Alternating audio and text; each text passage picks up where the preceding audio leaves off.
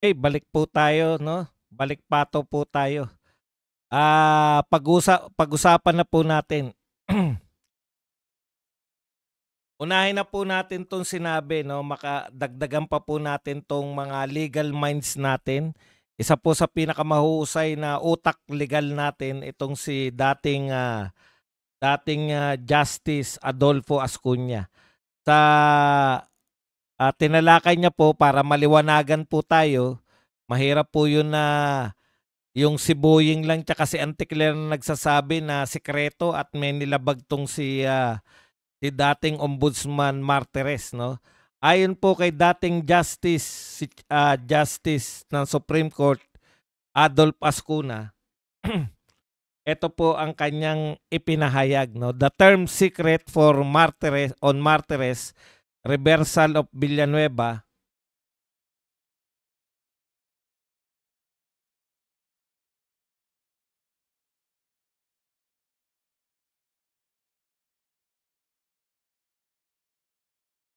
Okay. Sabi po ni Adolf Ascuna, the term secret on Martires reversal of Villanueva's dismissal would have to be defined if it is properly promulgated.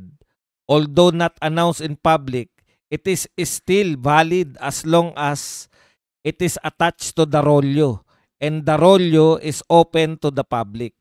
Yan po ang pinahayag, no? Kung ito po ay yung pagpapasya na to, kahit hindi raw po isinapubliko, pero kung ito naman po ay open to the public, ay valid, no? Yung sinasabi po nila na itinago, hindi na po kasalanan yun ni Martires. Kung si Boying ay hindi po nag-research muna sa mismong opisina niya bago siya nagsalita kay Karen Davila.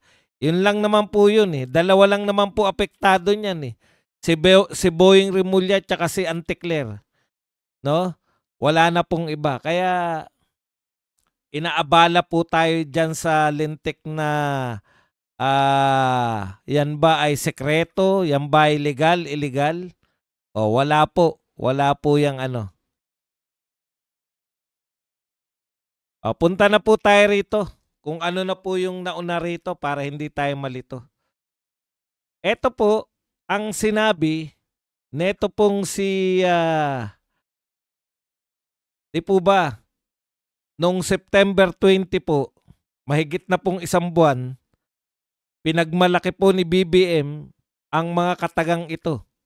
I'm happy to be able to announce dahil sa ating mga ginagawa, yung 60 billion na yan, ibabalik na natin sa PhilHealth. Alam niyo po, buong akala natin dahil yan po inulit-ulit sa maraming pagkakataon, ang dami po nag-congratulate, ang dami po natuwa, ang dami pong mga kung ano-anong ano, wala na po tayong kinalaman eh. No? Akala po talaga natin na isoli na tong 60 billion na to ng PhilHealth. Tapos ngayon po, makikita po natin, ngayong araw, ito na po ang sinabi nito ni nagpapakilala na public health reform advocate na si Dr. Tony Lechon. Ginoong Pangulo, tuparin nyo ang inyong salita, ibalik ang 60 billion sa mga Pilipino. Wala pa po palang naisosoli. Kaya nga takantaka ako eh, no? Ay, may pera pa pala, bakit na magsosoli? Akala ko po talaga, kaya pudol talaga tong gobyerno na to eh. Buong akala ko po talaga na isoli na yung 60 billion dahil sa tagal, no? Tapos ang daming sasari-sari, pinagmalaki to ng lahat ng mga loyalista, natuwa ang mga Dilawan kakamping, pati mga Makabayan Black, natuwa na po rito, nanahimik naman tayo dahil kaya naman palang isoli, yun lang yung puna natin. May pera naman pala, bakit pinatagal-tagal pa? May mga nagkwenta pa nga, bakit ngayon lang isosoli? Siguro may ganon, di ba? Yun pala, hindi pa pala na isosoli hanggang ngayon. Anak ng tinapay, oh. Buong akala namin na isoli na eh. Yan, yan ang mga problema mga kapatid eh. Panay announcement. Ha? Panay announcement lang pala. Okay, yung nag-aalala po kay Boeing, gumaling na raw. Gumaling na raw po kasi yung anak niya nag-donate ng kung ano yung dinonate ng anak niya, dugo yata. Okay. Kaya Mr. President, aba, wag nyo naman pong isama yung pagsusoli ng 60 billion sa PhilHealth. Wag nyo namang isama yan sa mga ipinangako nyo na hindi na natupad. Kasi ang dami na pong pumuri sa inyo. Sa totoo lang po. Maski kami nga, hindi namin ni-negative yan. Maski kami nga, hindi namin binanatan yan yung sinasabi niyong pagsoli. Pero kung alam ko lang na yan po ay pangako lang pala at wala pa pong, hindi pa po natutupad ng tinapay. Matindi talaga tong presidente na to. Punta na po tayo sa susunod na issue.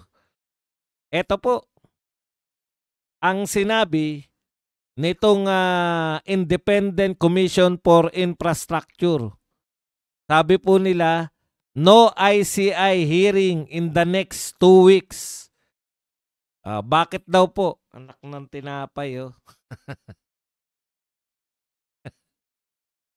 The Independent Commission for Infrastructure won't be holding any hearings on the anomalous flood control projects in the next 2 weeks.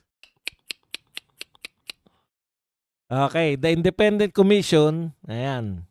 The policy on hearing, as mentioned by the chair of ICI, its live streaming is subject to the rules of procedure, taking into consideration the laws, rights, and possible use of proceedings for any political agenda. In the same time, we want to prevent publicity. So all of those will be considered while we craft our rules of procedure as soon as possible, of course. Okay. So may panibago na naman po silang katwiran kasi kayo gusto nyo live stream . Dahil gusto nyo ng live stream, ayan, sinuspindi na po nila muna ang investigasyon.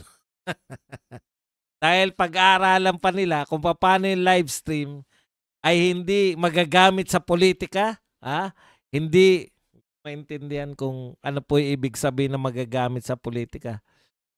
Sa madaling salita po, bakit po ayaw nilang paggamit? Ano po halimbawa na magagamit yan sa politika? Halimbawa, ni live stream nila. At yung mga testigo sinabi ang mastermind si Martin Romualdez. Magagamit nga naman yun. Bakit mo nga naman pagbibintangan si Martin Romualdez ng pagnanakaw o na siya yung mastermind? Di babagsak ang kanyang popularidad. Hindi po ba? Number 1 pa naman si Martin sa lahat ng survey ng presidente. Siya po ang number 1. Maapektuhan talaga yung popularidad ni Martin dahil ila-live stream mo, may magbibintang sa kanya. Siya po ang mastermind. Yan po ang iniiwasan daw nila. Huwag magamit sa politika. Lahat po to, ang ginagalawan po natin, politika. Yung mga magnanakaw po, kasabwat ng mga magnanakaw, politiko. Tapos ayaw nyong mapolitika. Ang pupang katwiran yan, no? Okay, ituloy ko lang bago ko, para isahan na lang po. Ituloy na natin rito kay Anticler. Para isang banat na lang yung ICI na yan. Ito po ang pahayag naman ni Anticler. Sa mga naiinip, ang pamahalaan ay nasa tamang pagkilos. Yan ang depensa ni Palace Press Officer Yusek Claire Castro ukol sa mga hakbang ng pamahalaan laban sa korupsyon. Ito ay matapos punahin ng ilang business groups ang umano'y mabagal na pag-usad ng investigasyon sa mga kaso ng katiwalian. Okay, sabi po ni Anticler, wag kayong sa mga naiinip, ang pamahalaan ay nasa tamang direksyon. Kaya wag po kayong mag-alala. Pagdating po ng year 20, ang pamahalaan po ay nasa tamang pagkilos. Pagdating po ng year 2035, ay makakasuhan na po. Sa mga naiinip, pakinggan po muna natin to si Anticler. Sa mga naiinip, ang pamahalaan po ay nasa tamang pagkilos na naaayon sa batas. Nagmamadali, yes, minamadali lahat, pero hindi natin mamamadali ang lahat, pero mag-violate tayo ng batas at ng human rights. Ayun, pag nagmamadali pala, mababiolate ang batas at human rights. Kaya pala hindi nagmamadali. Ulitin natin ha. Baka sabihin nyo ako nagsabi. Nagmamadali, yes, minamadali lahat, pero hindi natin mamamadali ang lahat, pero mag-violate tayo ng batas at ng human rights. You said some business groups criticize President Marcos for mabagal daw na pagtugon doon sa issue ng corruption. Sabi nila doon sa kanilang letter, so na pa nung sinabi ni Presidente na mahiya naman kayo. But up until now, konti yung nakikita progress. For example, hindi sila nakakakita ng whole departure order, puro lookout bulletin. So what do you want to tell? Ito po, mas maganda po talaga na ma-explain natin kasi po kapag ka po iba ang nadidinig nila, ibang mga naratibo, maaari talaga sila magkaroon ng hindi tamang pag-unawa sa nangyayari sa kasalukuyan. Ayun. So pinagbibintangan mo na nakikinig kasi sa mga naratibo. Naratibo. Mga negosyante yan Antikler Pinagbubulan nyo na naman yung mga tao Ano mga naratibo kayo lagi? Lagi na lang naratibo mga pinagsasabi nyo. Na kayo lang yung tama, yung katotohanan. Hindi po bobo yung mga negosyante niyan. Sila po nagpapahayag, nakikita po nila na malawakan yung pagnanakaw. Hindi naman po nila tsinambahan yan Tsinambahan ba nila na magsabi na malawakan yung pagnanakaw? Si President Marcos po ang nagsabi niyan. In fact, dinala niya tayo dito sa mga ghost project na flood control. Dinala niya po tayo. Nakita po natin. Pagkatapos po, tinurog niya sa kanyang mga kamay ang mga malalabnaw na semento. Tapos po sa mga hearing, nakikita po namin na malawakan po ang nakawan. Narinig din namin mali-maleta po yung mga dinideliver sa bahay ni Martin at ni Saldico. Ano bang pinagsasabi nyo na naratibo na naman? Pag sa iba po nila naririnig ang mga naratibo. Kinakailangan po, tama po ang kanilang pinapakinggan na naratibo. Panay kayo naratibo Ang pamahalaan po natin, contest lang po ng narratives. Sa kanila po importante na magsalita sila ng ayon sa kanila pero kahit hindi yun ang katotohanan. Pumapalag na nga yung mga negosyante, pinagbibintangan nyo pa na biktima sila ng fake news. Fake news ba? Wala ba talagang nakawan sa flood control? Walang magnanakaw? Laging naratibo ang nyo. Isahin na lang po natin. Sa totoo lang po, etong ICI na to ang pinakamalaking pambubudol ni Marcos. Totoo naman Kung wala pong ICI, ano po ang gagawin ng Senado at ng HOR? Mag-iimbestiga. 'Di ba? Walang ICI, ano asahan nila? Katulad ng lahat ng mga issues. 'Di ba? Mag-iimbestiga sila. Katulad ng Parmali, 7 buwang inimbestigahan ng Senado. Katulad ng baklang gustong umihi sa CR ng babae. Ilang beses na hearing yan. Ang nagresulta yan na dapat magkaroon na ng CR para sa mga baklang gustong umihi. Ayaw umihi sa panlalaki, gusto nila sa pambabae. Nagkaroon sila ng sarili nilang CR. Isinama lang sila dun sa mga matatanda, sa mga senior citizen, sa mga may kapansanan. Pa-importante kasi itong mga trans na to Pa-importante kayo may sarili na kayong CR. Okay. Eto po, simplehan lang po natin. Yang pong ilang beses ko na po itong sinabi, kung hindi po kayo nagtayo ng ICC, tuloy-tuloy po sana yung hearing ng Blue Ribbon. Kung hindi kayo nagtayo ng ICI, tuloy-tuloy sana yung HOR sa pag-iimbestiga ni Redon. Kahit ganun po yung itsura ni Redon, at least may lumalabas dun na mayroon tayong natutukoy na kung sino yung mga, kung paano nagnanakaw yung mga tao dito sa flood control. Pero dahil ngayon, nagtayo kayo ng ICI, una, di ba, ang tagal nyong tinayo yan? Hindi mapangalanan yung tatlong kasapi.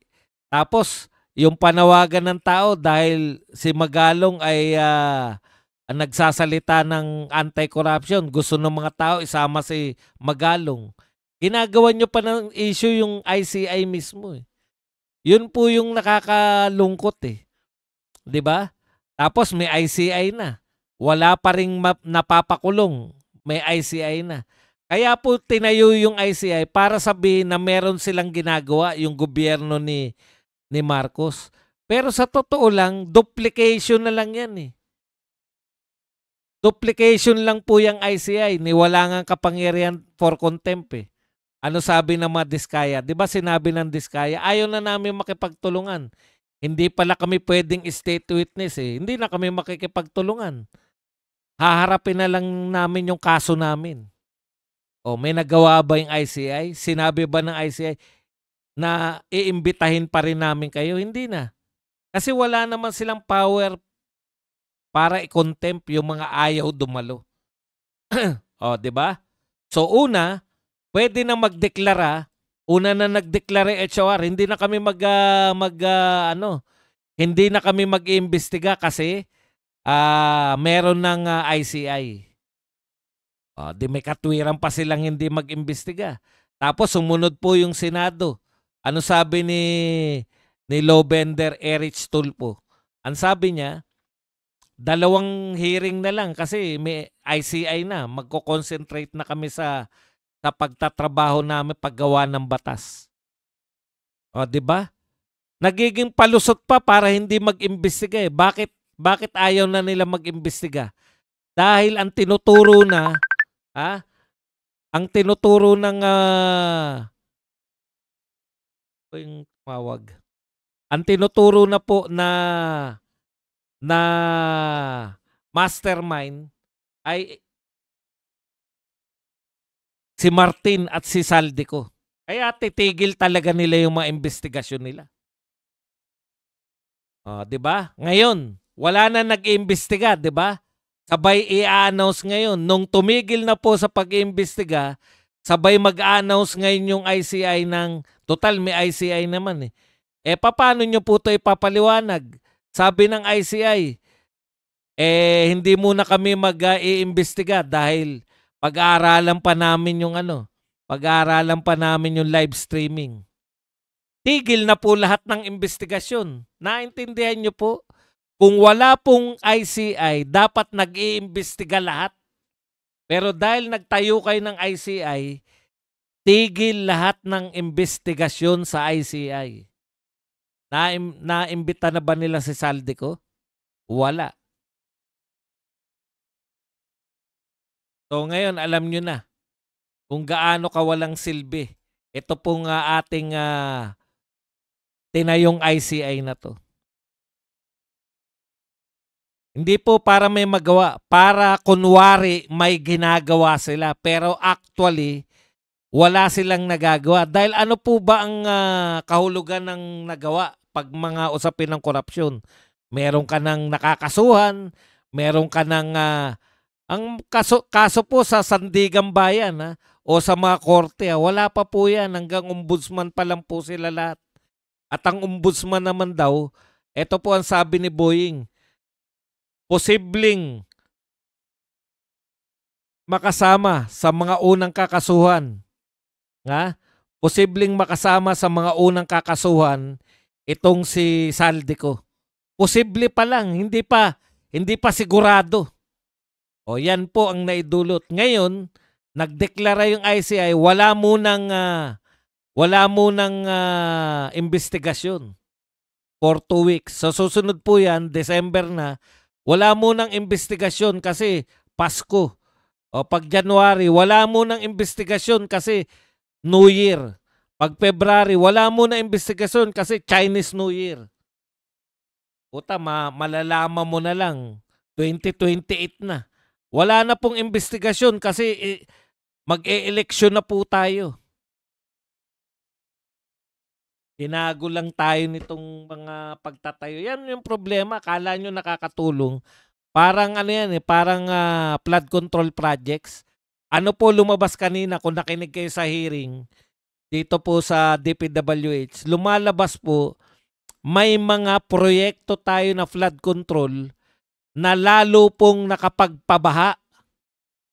Yan yung report ni Vince Dizon nung pinag-aaralan nila. May mga flood control project na imbis na makatulong para maibsan yung baha, lalo pong naging dahilan ng pagbaha. Hindi kasi pinag-aralan eh.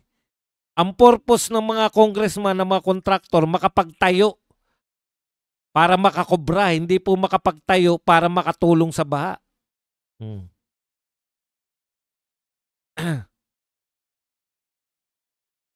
Talagang nakakahiya. Nakakahiya po talaga kayo. Nakakahiya yung nakaisip niyang ICI na yan. Hanggang ngayon, wala pa rin napapakulong. Ano sabi ni Dennis Trillo?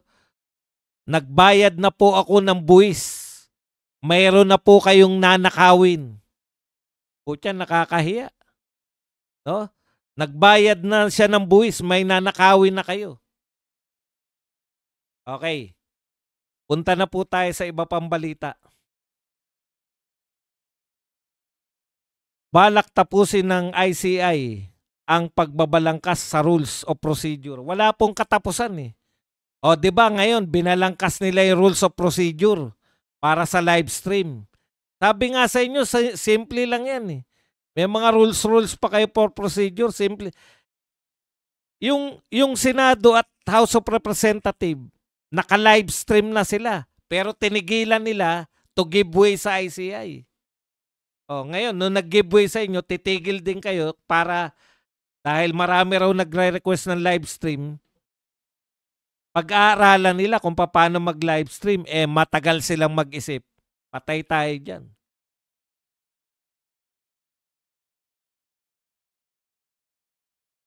Kaya si Auntie Claire, wala po to yung mga naiinip. Talagang maiinip dahil SONA pa sinabi, wala pa rin.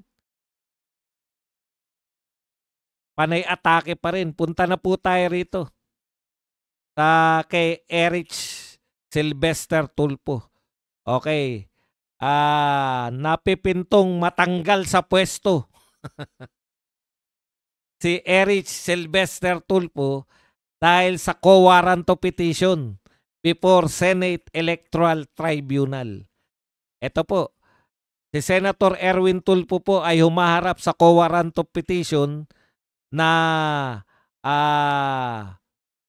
final dito po sa Senate Electoral Tribunal o SET. Na ang aligasyon po ay wala po siyang karapatan o wala po siyang siya po ay ineligible na maging senador due to citizenship. Ayan. So, nung una po hindi pinapangalanan kung sino tong senador, pero naroon po sa isa sa mga slides nang nagpe-present po tong Senate Electoral Tribunal, nakita po ron yung pangalan po, ito po yung nilalaman ng isang slide. On July 15, 2025, the tribunal received a docket and docketed a petition for co-warrant filed by Bertini Cataluna Causing. Kung hindi ako nagkakamali, ito si Toto Causing against Senator Erwin T. Tulfo, primarily on the ground of alleged ineligibility due to citizenship. The petition is currently pending before the tribunal with the Secretariat undertaking all appropriate preliminary actions in accordance with the established procedures and the tribunal's rules, the slide said. Ano ba meaning kasi ng quo warranto? Bakit quo warranto tawag ng quo warranto? Ang kahulugan po ng quo warranto is a legal action to challenge a person's right to hold a public offices or a franchise, essentially asking by what authority they hold it. It used to be to determine a person's legal qualification or eligibility for a position, not to address misconduct or performance. O, yan po Iba po yung siya po, pag sinabi pong quo warranto, in the first place, dapat hindi ka pwedeng maging isang senador.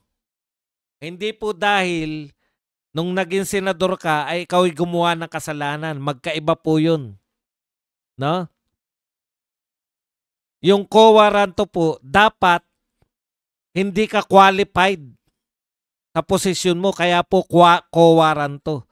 Yan po yung pinail kay Sereno nun, na quo warranto siya. Hindi po dahil lumabag. Kasi kung lumabag ka, halimbawa sa kaso ni Sereno, kung may nilabag siya at tatanggalin siya sa pagiging Chief Justice, hindi po dadaan yun sa quo warranto, kundi sa impeachment. Qualified siya na maging maging Chief Justice. Pero kay Sereno, sa kaso ni Sereno, pinagpasyahan ng mga justices na siya ay hindi qualified para maging Chief Justice, kaya quo warranto yung isinampa nila kay Sereno. Ngayon, ito po kay Tulfo ay quo warranto rin dahil sa citizenship mo dapat hindi ka po pwede na tumakbo. Tanong, bakit hindi yung before? Nakalagay po sa batas anytime, yung may tenure na siya, yung naglilingkod na siya. Kasi ang ano naman po nun, disqualification. Kung before election, disqualification naman yung isasampa sa'yo para hindi ka makatakbo. Hindi siya na-disqualify. So, ibig sabihin, nung ikaw ay nanunungkulan, hindi na po for disqualification. Pwera na lang kung ikaw ay lumabag. Halimbawa, yung mga kinaso sa mga senador ngayon na tumanggap, partikular kay, kung hindi ako nagkakamali, kay Chis Escudero, di ba? Bawal tumanggap. Yan. Hindi po quo warranto yan. Kasi qualified siya maging senador Naging senador na siya dati. Tumanggap siya ng campaign money sa illegal na tao na magbigay ng di umano lang to lahat o hindi pa to pinal. Yung bintang nila kay Escudero, dapat matanggal ka kasi tumanggap ka ng illegal na kontribusyon. Illegal daw po yung kontribusyon ng mga kontraktor na may kontrata sa gobyerno. Yun po yun. Yun po yung pagkakaiba. Pwedeng matanggal si Chis Escudero pag napatunayan na siya ay tumanggap ng illegal na kontribusyon. Dito naman po kay Erwin Tulfo, dapat hindi ka naging senador dahil ikaw ay isang American citizen. Yan po yung pagkakaiba ng lumabag ka kaya ka tatanggalin, may nilabag ka, at hindi ka qualified kaya ka dapat tanggalin. Magkaiba po yun. Kumbaga, sa paghiwalay, parang divorce at yung isa naman ay annulment. Sa divorce, kinikilala na kayong dalawa ay naging mag-asawa. Pero dahil malakas siya maghilik, hindi mo na kaya yung paghilik niya, hiniwalayan mo na siya. Kaya ka nag-file ng divorce. Hindi ko na matagalan ng kanyang paghilik. Kaya nag-file ng divorce. Pero sa annulment, hindi kinikilala na kayo ay kinasal. Kumbaga, void ang inyong kasal. 'Di ba? Yun po yun. Yun po yung pagkakaiba ng kaso naman ni Chis Escudero na pwede rin matanggal si Chis kung mapapatunayan na siya ay tumanggap ng illegal na kontribusyon. Ayon, ano naman po ang sinabi ni Erwin Tulfo sa kanyang kinakaharap na kaso? Yan, dapat parehas tayo dito.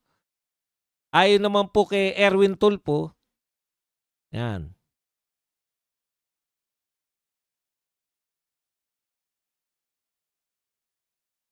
Tulfo said he was not surprised. Hindi na raw po siya nagulat sa pending case against him as it was filed by the same person. Aware na po tayo na may nakabinbin na ganito sa set at handa po tayong harapin ito. Matatanda ang kaparehong tao rin po na isang disbarred lawyer ang paulit-ulit na nag-file ng disqualification case laban sa akin nung panahon ng kampanya, kaya di na rin po tayo nagulat. At lahat po ng DQ cases na isinampa ng taong ito, yung sinasabi niyang tao, si Kausing, na kung di ako nagkakamali ay si Toto Kausing.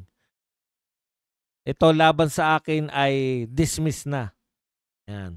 Sa kabila ng lahat ng ito, tuloy lang po tayo sa trabaho. Inihalal po tayo ng taong bayan para maglingkod at yun ang patuloy nating ginagawa. Yan po ang pahayag mula naman po kay Erwin Tulfo. Yan. So ngayon naman mga kapatid, ano naman ang reaction natin dyan? Putya, kung Amerikano ka talaga, kung Amerikano ka talaga, wala ka po, hindi pwede po yung dual citizen. Ako po, hindi po pwede na dual citizen kasi yung mga senador, siguro yung mga negosyante o pangkaraniwang tao, okay lang na dual citizen. Pero pag senador ka po ng Pilipinas o mga mambabatas ka, gumagawa po kayo ng batas eh. 'Di ba? Paano na lang, halimbawa, kung naging kalaban natin, hindi naman, separate tayo ng bansa. Ngayon, kaibigan natin yung kaibigan natin yung US. Paano na lang, halimbawa, kung yan ay maging kaaway natin? Nagdigmaan tayo. Tapos ikaw, dual citizen ka, tapos mambabatas ka. Kaya po iniiwasan yun. Dapat isa lang po sa mga ganyan kasensitive, mga gumagawa ng batas, dapat isang citizen lang. Hindi ko po sinabing alam ko na siya ay American citizen. Mahirap po, kaya nga nililitis eh. Kung mapatunayan po na American citizen siya, talagang nararapat lang na hindi ka dapat maupo kung American citizen ka nung tumakbo ka. 'Di ba? Kaya lang syempre hindi natin hawak yung records eh. Abangan natin 'yan kung matatanggal ba, pero ako lang sa tingin ko malabo. Tutang-tuta. Tutang-tuta ni Martin, tutang-tuta ni 'di ba? Si Chis Escudero waiter lang eh. Ito talaga, dakilang julalay ito eh. Julalay na ni Martin. Julalay pa ni Reza eh. Mahirap po talaga. Mahirap pong mabaliwalayan. Kasi ang magpapasya po niyan, mga senador. Hindi naman po ibang mga tao eh. Senate Electoral Tribunal po eh. Mga senador po ang magpapasya niyan. Kaya malabo pong matanggal yan si Erwin sa tingin ko lang. Okay, punta po tayo sa ibang mga balita. Kung meron pa. Ito po, state witness to hostile witness. Nagpahayag po itong si Clabano, Discayas, due to their uncooperative behavior now, there's absolutely no chance that they can even be state witnesses anymore. So, ito po ay pinahayag, sinara na po ng ombudsman. Ito pong assistant ombudsman na nagsalita na wala na pong pag-asa na maging state witness si Sara at si Curly Discaya dahil sa hindi pakikipagtulungan sa investigasyon. Sa halip, tinuturing na silang hostile witnesses na posibleng makasuhan kaugnay ng umano'y malversation of public funds, falsification of public documents at iba pang krimeng kinasasangkutan nila. Alam naman natin na mahigit 4,000 po ang sinalihan nilang bids around the country at and kahit anong scheme or scam na nakita natin sa DPWH, kasama sila. So it's impossible that they can be considered as state witness for all those crimes that they've committed, ayon kay Clabano. Yun po eh. Ang tanong lang naman po niyan, kinonsider nyo ba sila talaga? Mukhang sa simula pa lang talagang tinablan nyo na itong mga diskaya eh. Pero kung kami po ang tatanungin, no? Kung kami po ang tatanungin, qualified na qualified. Kasi simple lang naman eh. Para ka maging star witness, kinakailangan alam mo yung krimen. May kinalaman ka sa krimen, involved ka mismo. O, di ba? At hindi ikaw ang pinaka malaking kasalanan. Hindi ikaw ang mastermind ng krimen. Lahat po magsasabi sa inyo na hindi siya mastermind. Ang problema, dalawa lang pong tao ang nagtuturo kay Martin Romualdez. Si Gutesa at tong mga diskaya. So far, dalawa lang po. Yun, okay na yung dalawa. Bakit? May nagko-corroborate eh. Yung pahayag ni Diskaya na may kinalaman si Martin, kino-corroborate ni Gutesa na nag-deliver sila ng pera kay Martin. O, di ba? Sapak na sana yun, dalawang testigo laban kay Martin. Pero dahil ayaw nyo, gumawa po kayo ng paraan, akala nyo ganyan lang yan. Ang epekto po niyan sa kaso na. Tandaan po ninyo, sa kaso, walang testigo, walang kaso.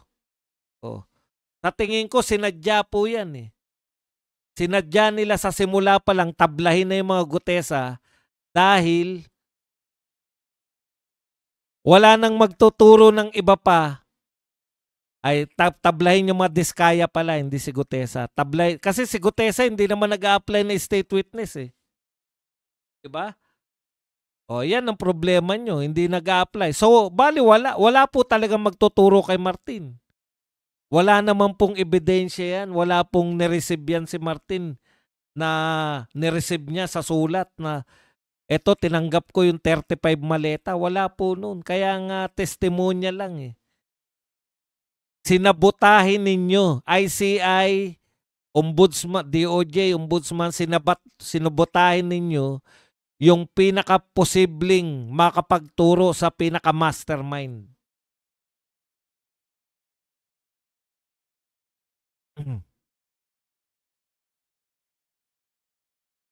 Kaya, lahat makukulong maliban kay Martin. Wala naman testigo na laban kay Martin eh. O yung isa pang testigo na nagsalita kay Martin, ano po ang ano nila? Ididiin na nila. Pag nagbalik yung kaya dapat makapag-recruit na yung minority ng mga 3 senador. O, makapag-recruit na kayo nang mabalik si Marcoleta dyan. Yun lang po ang tanging paraan para magkaroon ng silbi pa yan. Okay, naubusan na po tayo ng oras para sa tinatalakay natin. Pero talakayan pa rin natin.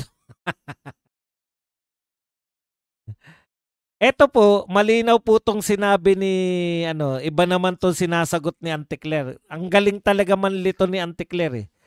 Sabi po ni, ni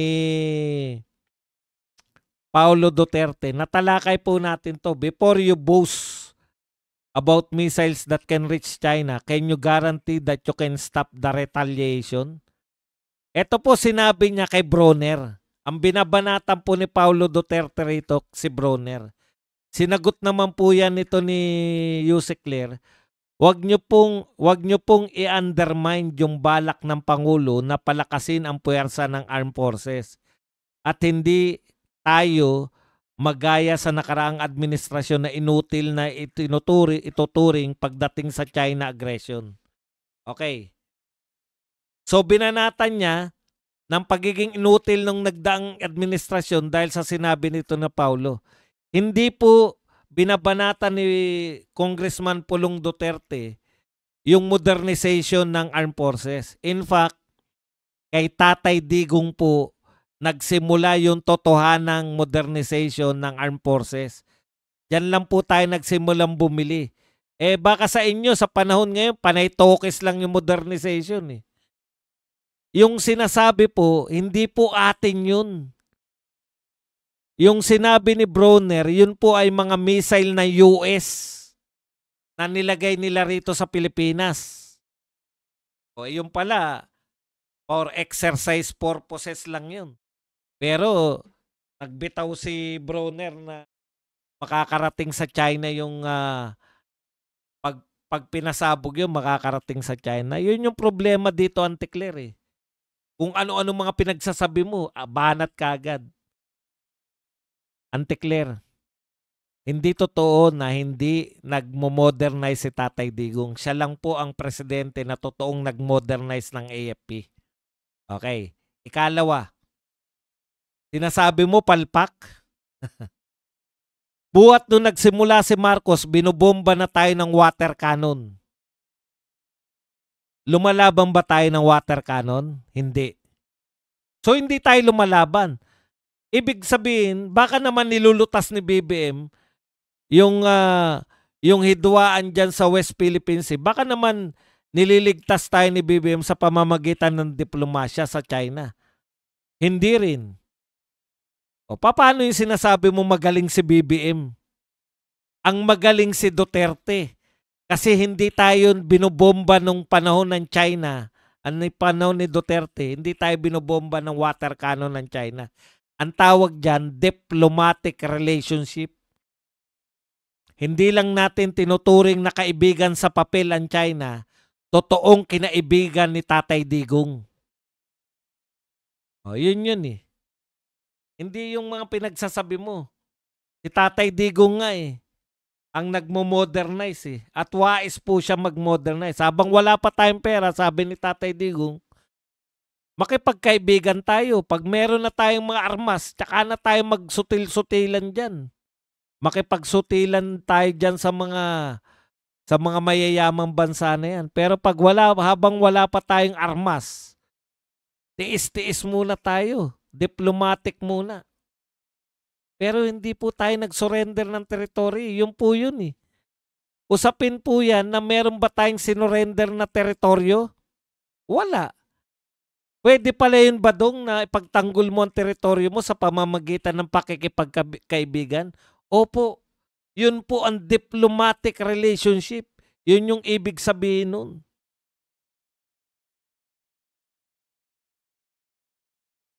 Kaya palpak na naman tong Auntie Claire na to. Okay, yan lang po ang ating topic. Pwede na tayong magtanong, magbigay ng reaksyon at higit sa lahat, pwede po kayong magpakape.